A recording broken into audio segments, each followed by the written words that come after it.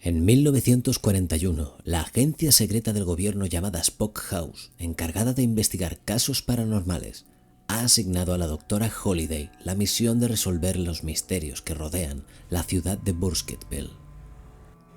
El reporte sobre los asesinatos de Rustin Parr. Rustin Parr es un hombre solitario que vive a las afueras de Burkittsville. Apenas bajaba a la ciudad, tan solo un par de veces al año para comprar los suministros necesarios como para pasar el invierno. En su declaración dice que hace un tiempo empezó a ver una figura en el bosque, la figura de una dama que nunca le mostró su rostro. Vestía ropas largas y oscuras, y cada vez que la llamaba o la perseguía, ésta desaparecía. Ese invierno Rustin empezó a escuchar voces en su cabeza. Al principio solo ocurría de noche, creyendo que la voz era solo una pesadilla, pero cuando empezó a escucharla durante el día, fue cuando comenzó a sentir miedo de verdad. La voz era la de una anciana que decía cosas en varios idiomas desconocidos para él. A veces tan solo repetía una palabra una y otra vez, hasta que un día dejó de verla en el bosque, pero la voz siguió viviendo en su cabeza durante un buen tiempo. Después de casi un año escuchándola, Rustin había perdido la razón. La voz le ordenaba que hiciera cosas y él no podía negarse. Seguía sus órdenes, al principio cosas triviales como dormir en el sótano durante varias semanas, pero en 1940 le ordenó que fuera a Burkittsville y raptara al primer niño que viera. A lo largo de semanas capturó y asesinó a un total de 7 niños. El único superviviente fue el pequeño Kyle Brody. Ese chico fue obligado a pararse en un rincón y mirar cómo llevaba a cabo los macabros asesinatos en el sótano. Una vez Rustin asesinó al 7º niño, despertó, y la figura estaba en su habitación.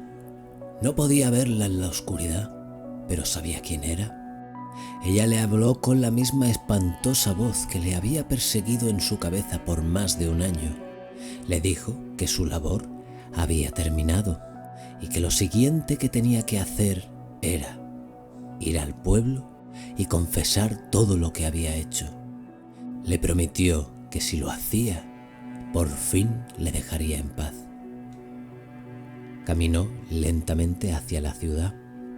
Entró en el supermercado y dijo: «Ya he terminado». La policía lo siguió hasta su casa y encontró a Kyle parado enfrente del porche sin poder hablar. Encontraron los cuerpos mutilados con extrañas marcas talladas en sus cuerpos en las tumbas que había cavado en el sótano. Al ser arrestado, la voz se detuvo. Y sí, estaba arrepentido, pero también contento de que esa anciana estuviera fuera de su cabeza. Día 1. Los residentes de Burkittsville no eran ajenos a las leyendas de la bruja de Blair.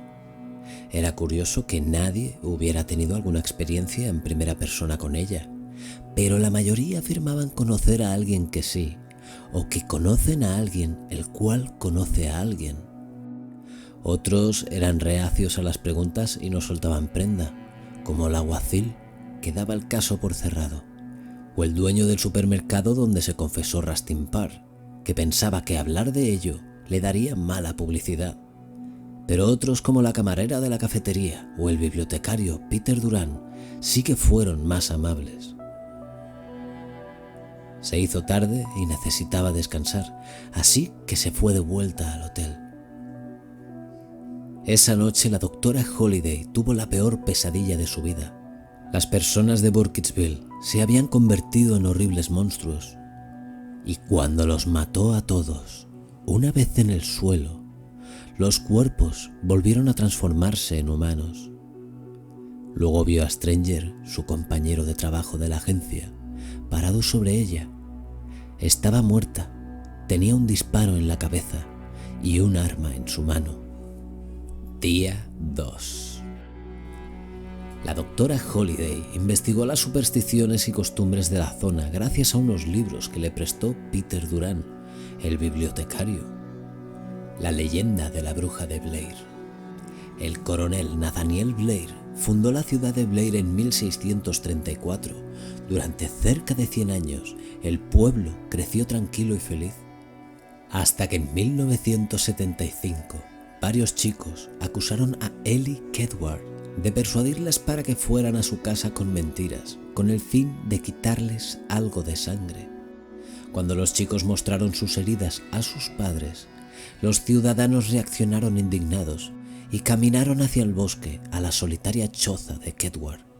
Llena de brujería y espiritismo, la casa de Kedward mostraba suficientes evidencias de que la anciana era una bruja. Inmediatamente la declararon culpable y fue expulsada del pueblo durante un invierno particularmente crudo y se presumió muerta. Al año siguiente, la hija del magistrado de la ciudad desapareció. Durante el transcurso de meses, los chicos que la acusaron desaparecieron también. Y ante el temor de la bruja y el miedo a una maldición, los ciudadanos huyeron de Blair, dejando el pueblo desierto por más de 50 años. Cuando los rumores y las leyendas cesaron, Peter Bramwell Burkitt fundó un nuevo pueblo llamado Burkittsville, y no es hasta 1886 que una joven llamada Robin Weaver es dada por desaparecida. Los rumores sobre la bruja volvieron y grupos de búsqueda fueron enviados, pero la chica regresó por su propia cuenta al poco tiempo. Uno de los grupos de búsqueda nunca regresó. Semanas más tarde, unos cazadores encontraron al grupo de búsqueda sobre Coffin Rock, atados entre sí de pies y manos en una formación ritualística.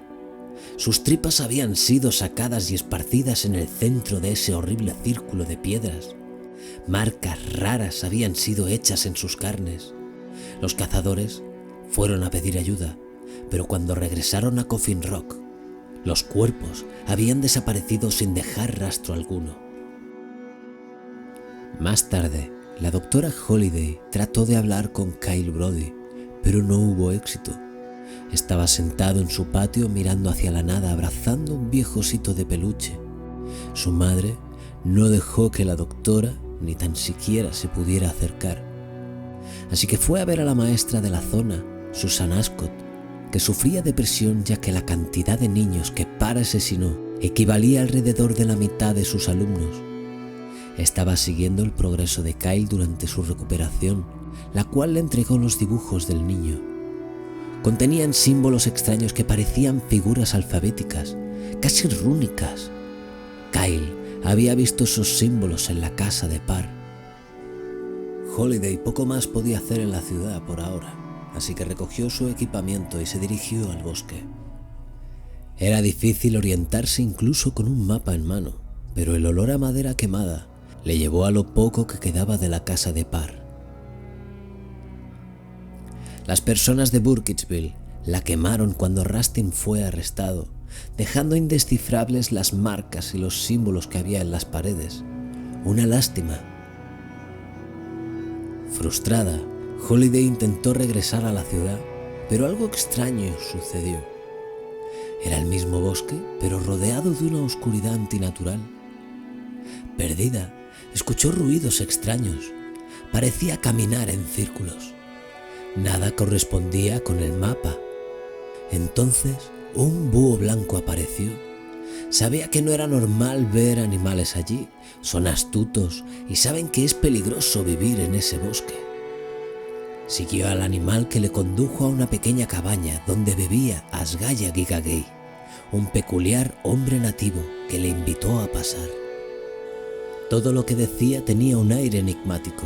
Sabía cosas acerca de la doctora que no podría haber sabido de ninguna manera, y le explicó que el mal que habita en ese bosque era un demonio llamado Catoimix, que existió mucho antes que Elly Kedward, la bruja, o que cualquier otro colono blanco. Asgaya le dio un tuana a la doctora, una extraña figura de madera hecha a mano que otorgaba el don de ver los senderos ocultos del bosque, y le propuso que volviera cuando tuviera las preguntas correctas. Día 3. A la mañana siguiente, conoció a una niña de la zona llamada Mary Brown. Le estaba hablando a alguien, pero no había nadie con ella. Cuando Holiday le preguntó, esta dijo que estaba hablando sola, pero lo curioso era que mencionó el nombre de Emily, y la doctora estaba segura de que se trataba de Emily Hollands, una de las víctimas de Parr. No tenía dudas de que Mary era una chica muy especial. Más tarde volvió al bosque, pero esta vez, gracias al Tuana de Asgaya, pudo atravesar un sendero hacia el pasado y acabó en la casa de Parr, que para su sorpresa estaba intacta y no había sido presa aún de las llamas. En las paredes de la casa, los símbolos y marcas no fueron lo único que le llamó la atención, sino el dibujo de un niño sacrificado en Coffin Rock. Además, cuando bajó al sótano, Holiday tuvo una extraña visión, la de un hombre cara a la pared y una mujer con un extraño aparato sobre el hombro. ¿Sería aquello una visión del futuro? ¿Era posible que esos senderos conectaran el pasado, el presente y el futuro del bosque? Sea como sea, Kyle Brody estaba en ese sótano y salió corriendo nada más ver a la doctora. Cuando habló con Asgaya sobre las visiones del sótano y el extraño dibujo en las paredes, el nativo le contó la historia del niño sangrante, en la que cuenta que hace mucho tiempo la primera tribu que entró en el bosque encontró a Hecatoymix esperándoles y se llevó a uno de sus niños. Sobre una parte oscura de la cima de Coffin Rock lo sacrificó, abriéndole el estómago y derramándolo por toda la roca. Pero el Hecatoymix con su poder lo mantiene vivo, sangrando incesantemente y alimentándose de su agonizante dolor. Día 4. Holiday alcanzó a Kyle Brody cuando éste salía de la iglesia. El Tuana de Asgaya hizo reacción, expulsando del pequeño cuerpo del crío el mal que le estaba poseyendo. El Hecatoymix estaba utilizando a ese chico como un recipiente. Eso significaba que Rustin Parr era inocente y que fue Kyle Brody quien corrompió su mente y le obligó a cometer los crímenes. Y ahora había incitado al pastor de la iglesia a llevarse a Mary Brown a Coffin Rock con el objetivo de sacrificarla y servir de alimento con su dolor y sufrimiento al Hecatoymix. Afortunadamente la doctora llegó a tiempo, golpeándole en la cabeza al pastor con una pala justo cuando estaba arrastrando a la pequeña al interior del bosque. Pero el resto de ciudadanos no vio con buenos ojos ese acto, declarándola culpable por agredir al hombre que consideraban inocente. Pero justo antes de que el alguacil sacara a las esposas, Stranger se presentó con su arma y una placa del FBI falsa, apuntando a cualquiera que fuera a ponerle la mano encima.